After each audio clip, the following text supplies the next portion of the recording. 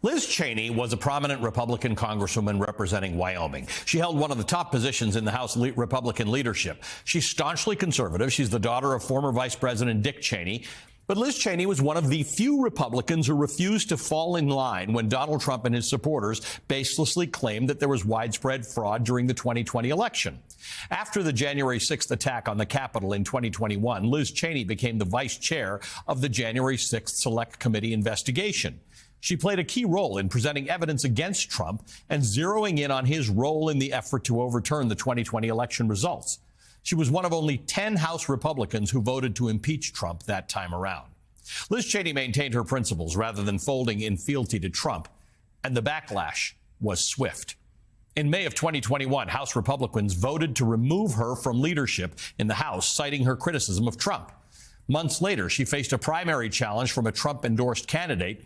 According to reporting by Politico, it was carefully orchestrated. Quote, Harriet Hageman ran with Trump's support, was advised by Trump's lieutenants, and was funded by his donors.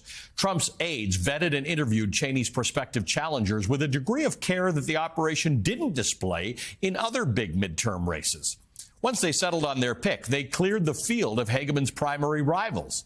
Then the team formed an outside group that was heavily funded by Trump's PAC, which ran TV ads starring the former president's son, Donald Trump Jr. Cheney lost by more than 30 points. In the years since, Cheney has held her line, continuing to be a vocal critic of Donald Trump and his MAGA party. Trump has called for her to be investigated, jailed, and he's even suggested Cheney should see how it feels to, quote, have guns trained on her face, end quote. This week, House Republicans released a report calling on the FBI to investigate Cheney for her involvement in the January 6th congressional investigation, baselessly claiming that she tampered with a witness. Now, this report does not have any immediate legal consequences. Any investigation of Cheney by the FBI would need to be opened by the Justice Department. But on Wednesday, Trump himself posted online that, quote, Liz Cheney could be in a lot of trouble, end quote. And with Kash Patel, author of the infamous enemies list, potentially at the helm of the FBI, an investigation of Cheney is not out of the question. This is just one example on a growing list of signs that the kinds of revenge politics that we could see in this new Trump term. Trump's promise of retribution, his promise to fire civil service employees en masse, his nomination of a cabinet whose common denominator seems to be blind loyalty, all of this can create a culture of fear and intimidation and pressure to fall in line. And the press, which is called upon to bear witness to all of this and hold power to account, has also become subject to it. Trump has repeatedly labeled the media the enemy of the people. He has suggested both directly and indirectly the use of violence against members of the press. A few days before the election, Trump said he wouldn't mind if an assassin shot through, quote, the fake news, end quote, that was standing in front of him. Trump has repeatedly revoked press credentials from journalists who ask challenging or adversarial questions. During his time in office, Trump blacklisted major outlets like the New York Times and CNN, refusing them access to some press briefings. And in recent months, he suggested that entire broadcast media companies like ABC, CBS, and NBC News lose their broadcasting licenses altogether. Broadcasting licenses are mandated and regulated by the federal government. Maria Ressa is an award-winning journalist born in the Philippines. She fearlessly reported on corruption and human rights abuses within the Filipino government. Her reporting resulted in her arrest and conviction in Manila. In 2021, Ressa won the Nobel Peace Prize for her efforts to safeguard the freedom of expression. Maria, good to have you here. Kind of amazing that in all the time we've known each other, how central you are to this particular discussion, because you have seen and been victim to exactly the kinds of things we may actually see here in the United States in the coming years. Aren't you already seeing it? I mean, just listening to that kind of vindictiveness. We saw this here in the 6 years of Rodrigo Duterte's presidency. And of course, what you said about the attacks on the media, again, it's not as if it's new. You're seeing this now. So I think the question really is, how prepared is the American media for what will happen next? Well, let's discuss the intersection between the pressure and intimidation against opposition forces like Liz Cheney. I remind everybody, Liz Cheney is still a conservative Republican. But the pressure on people like that or perceived enemies and journalists and the role we have to play and the pressure on journalism. Where's the intersection of all these things? How prepared should we be to fight back? It's in the Constitution. You know, the Philippine Constitution is patterned after the U.S. Constitution. It's about checks and balances. In the old days, we all used to cheer for each other in checks and balances. There was a set of professional ways to curb power and to voluntarily do so. In these new days, that's all out, that's thrown out. I think the best thing that we had learned in the Philippines is that when there is such a vindictive leader that goes after, look how long it took you to tell the context for Liz Cheney and why she was targeted. It means journalists have to actually give more context, have to give the whole story. And it isn't the tip of the iceberg anymore. You're going to have to go down. But the flip side of that is, you know, where is the line? And this was thrown at us. Where's the line between journalism and activism, right? So you're talking about the politicians. The Republican Party has got to hold the line.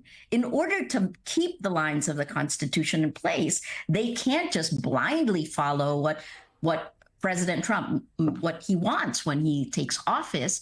And yet that's what we've seen in the past. That's what we saw here with Rodrigo Duterte. Within 6 months of his taking office, the three branches of government essentially buckled. Our institutions crumbled, and we had tens of thousands of people killed under the 6 years Duterte was in power. Let's talk about the types of pressure that are brought to bear on journalists, because, again, you're an example of this. It's not always the obvious thing, right, where the government comes and just arrests you. It's tax stuff, it's audits, it's intimidation, it's third-party intimidation sometimes. How do you stand up to this? And I ask you very specifically because you're someone who's faced it. So what happens to us when we start to face threats, intimidation, suddenly letters start showing up from the government about checking your bank accounts and things like that? I think you have to imagine and be prepared for worst case scenarios. We always used to say, whatever it is you're most afraid of, you have to embrace your fear. I never thought I would be arrested. I always thought that, no, these are just threats. It's the same thing that I hear American pundits saying now, he really won't go that far. The Constitution is there. Well, in my case, the minute I got arrested in a strange way showed me that we were living in a different world. What are the things you have to be prepared for? Well, legal cases, the bending of the law. When you bend the law to the point that it breaks, what do you do when that happens? How do you talk to your people? Each news organization, right? Because you have to have a battle plan going in, and you have to let your reporters who are on the ground all the way up to the president of the company. I think the very first step is, and Tim Snyder said this, don't obey prematurely. I don't know I can't remember his exact quote, but in our case, we said, obey in advance, he says, yeah. Don't obey in advance. And we're already seeing signs of that. And part of that is because we're all businesses. News organizations are also businesses. We try to cleave away the business. In a newspaper, you would have a publisher, and then you would have the executive, the editor-in-chief.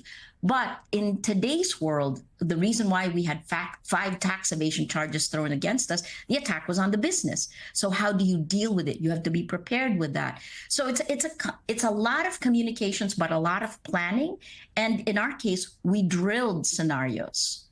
One of the things that's developing in America, and I would love to know how this works in the Philippines, is there are sort of public, sort of civil society groups who are coming together to say, we will stand in defense of those, not necessarily journalists, because we've got companies and lawyers and things like that, but of those people who are targeted, those opposition leaders, those people who are investigated, who may need legal help. Tell me the role that civil society can play in saying we can help hold the line on democracy by saying, if they go after you, we'll stand with you.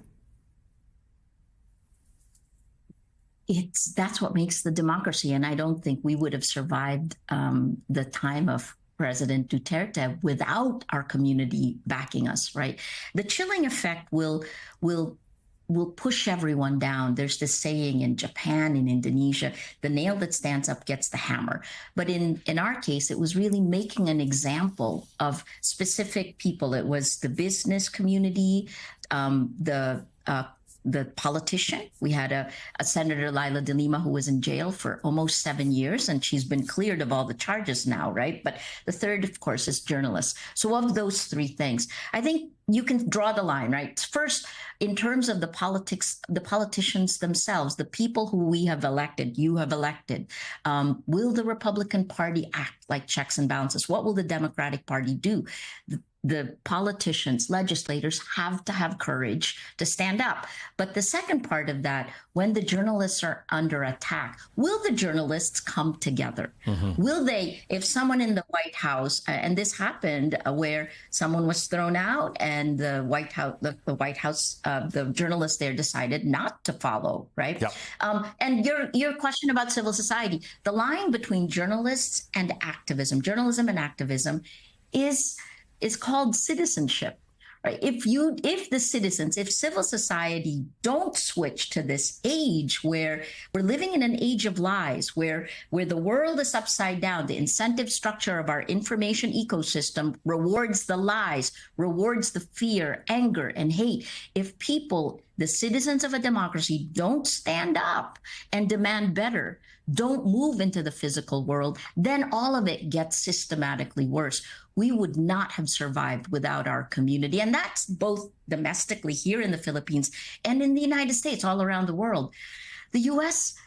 is the world is watching the United States and what will happen next. Because as you know this, Ali, it's a world on fire. I mean, we're walking to the end of 2024 with in a world that in the almost 40 years I've been a journalist, it's never been this bad, with open war, with insidious manipulation at the cellular level.